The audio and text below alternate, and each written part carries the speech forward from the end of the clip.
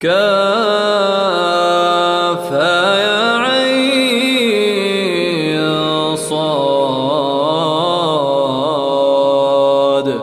ذكر رحمة ربك عبده زكريا إذ نادى ربه نداء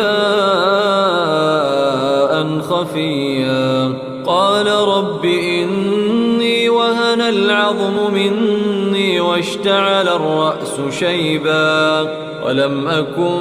بدعائك رب شقيا وإني خفت الموالي من ورائي